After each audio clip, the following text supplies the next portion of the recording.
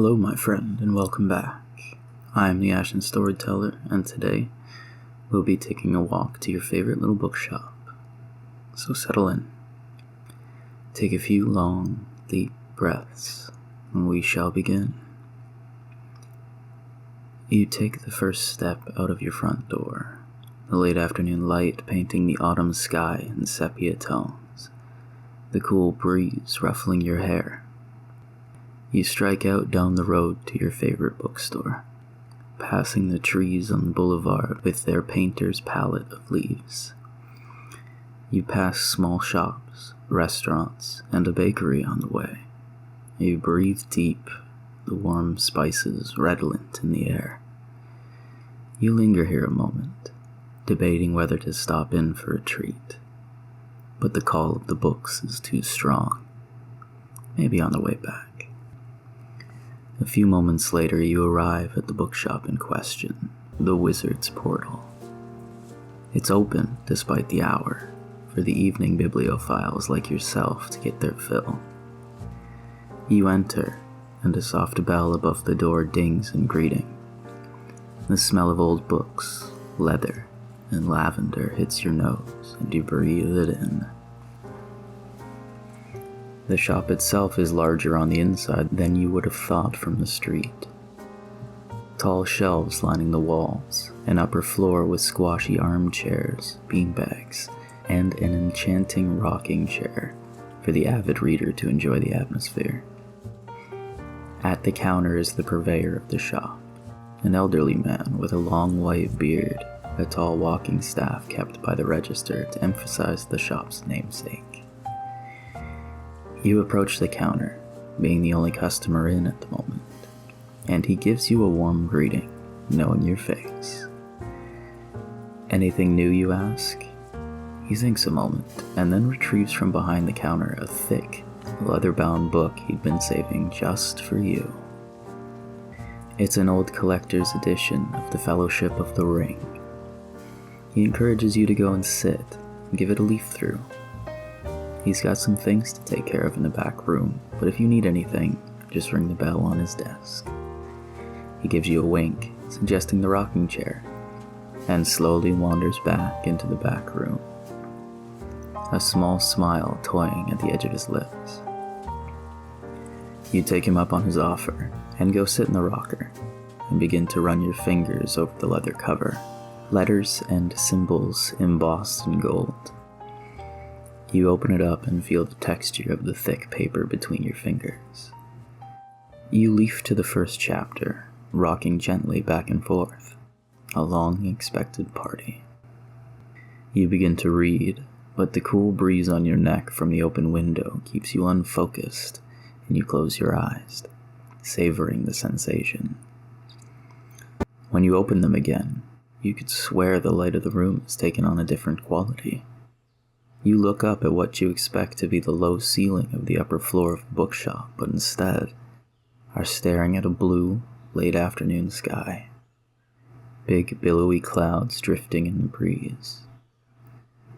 Confused, you look around you.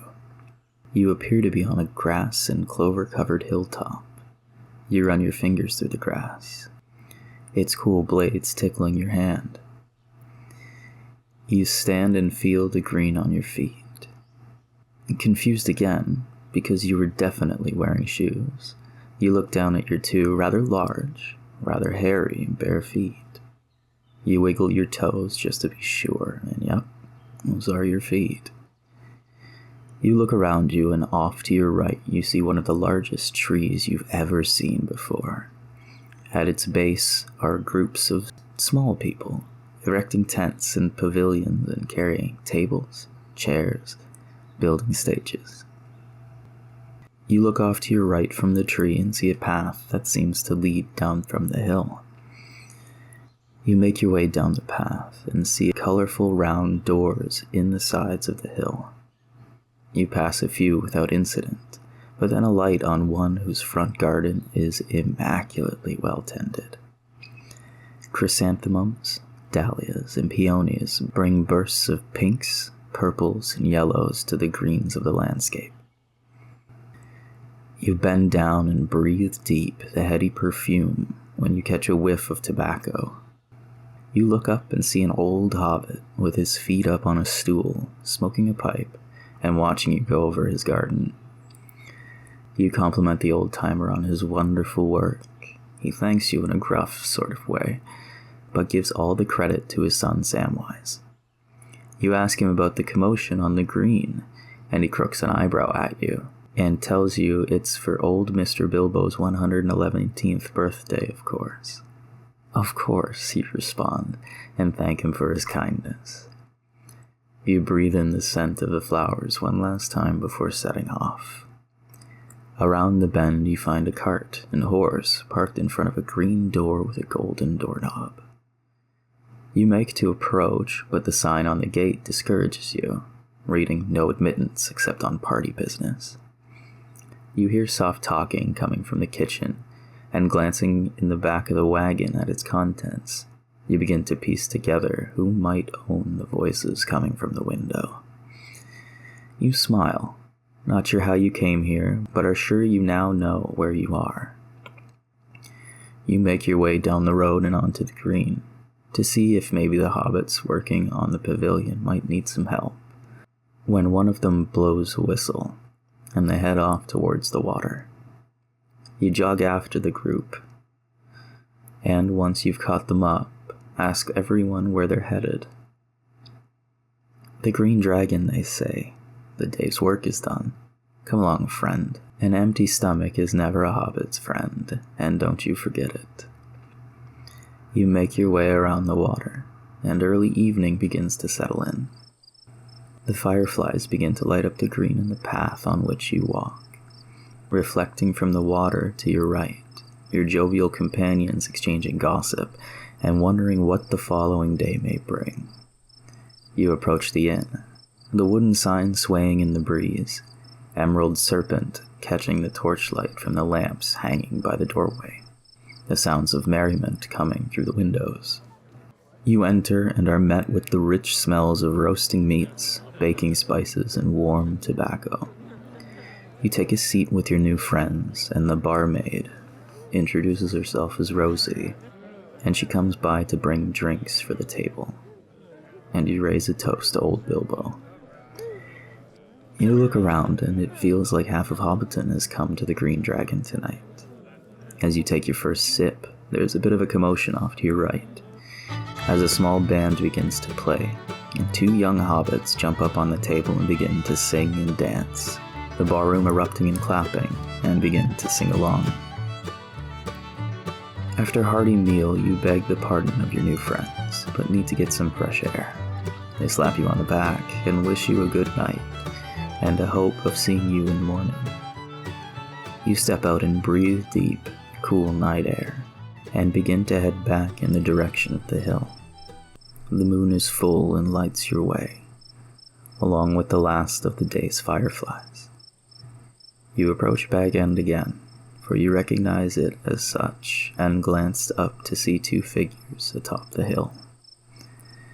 Smiling, you make your way around, past the old gaffer's home, lights dim in the windows, and up to where the figures sit, blowing smoke rings up in the air. You approach and sit next to the smaller of the two.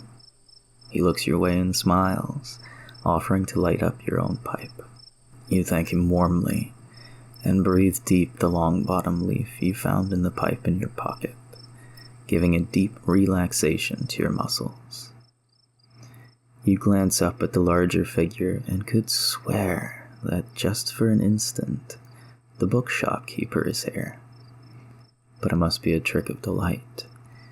He looks over at you and winks, a gleam of knowing in his eye, and the three of you sit in contented silence for a while. Then the taller reaches over and pats your shoulder and whispers that it's time to go, and you find yourself falling backwards into the grass, and lifting your head, you're back in the bookshop, the wizard you were sitting with standing over you. But then you blink and realize that it's the bookshop purveyor. You shake your head, the resemblance is uncanny, and look around. He places a hand on your shoulder and says that he's closing up for the night, wondering if you'd like to take that copy home. You follow him down, wondering what really happened, and he rings you up for the book. It's less than you would have thought. You thank him for the book and the time in his shop. He asks how you liked his new chair. He made it himself. You say it was strange, very pleasant. He winks at you, the same gleam in his eye. That seems to be the consensus, he says. Grabbing his coat, hat, and walking stick, he follows you out of the shop and locks up. He bids you a good night and walks off in the opposite direction to your home. You glance back one last time as you catch a plume of smoke billow out from around his broad-brimmed hat, and he hums the same tune the hobbits were singing in The Green Dragon. You smile and suspect that maybe you didn't just fall asleep in that rocking chair when you make your way home. You breathe deep the last of the lavender in your front garden as you make your way inside, thinking of Sam's. You brew a cup of herbal tea, settle into your own favorite reading chair, open to chapter 2, and begin to read. But soon, drift off into a deep, peaceful sleep.